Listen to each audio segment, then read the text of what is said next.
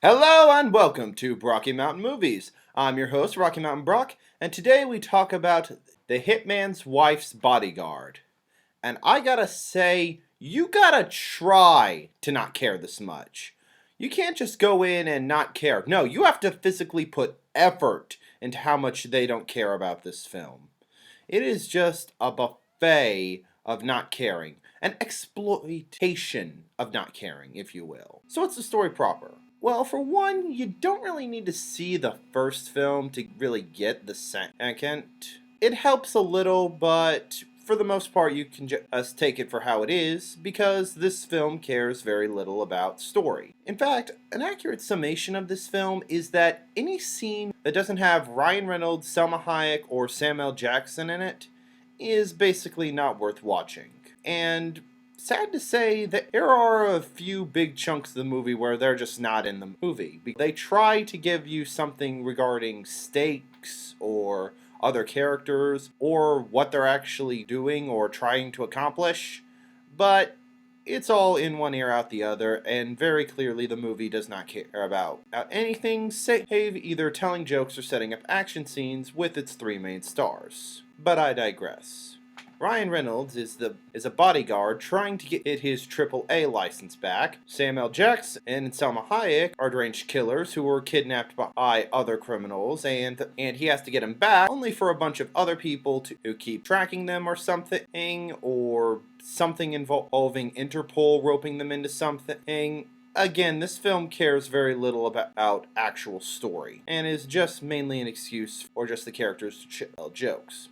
That being said, when they are together, the action scenes are pretty good and the jokes can be legitimately funny. It just needs a proper structure in order to work properly, which this doesn't. Seriously, and there are several instances where you could just leave the film, go do something random, come back, and you miss nothing. Only time it's really good is during the last 30-45 minutes. That's when whatever you did right works right.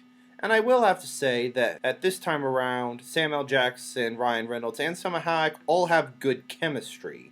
So, in a sense, when they are all together, the jokes actually work. But that's not enough to make a good movie. You gotta put in the legwork, you gotta put in the basic story structure, you gotta put in some legitimate effort to make things work. Did you know Antonio Banderas is in this movie? You'll forget it because he plays just the generic villain.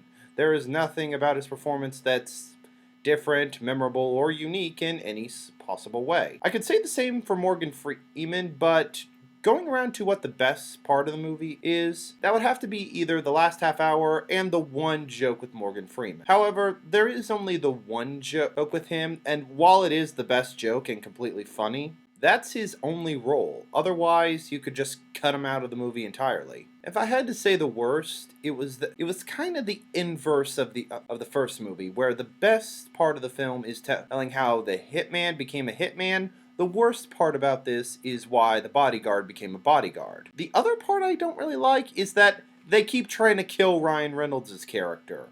I mean, come on guys, he's Ryan Reynolds. It's not going to work. Plus, why are you doing it? He's a nice guy. Both Ryan Reynolds and his character. Stop trying to kill him! Final score for Hitman's Wife's Bodyguard. Well, the last 30-45 minutes are a 5.4, but the movie as a whole is a 2.7, and 2 thumbs down.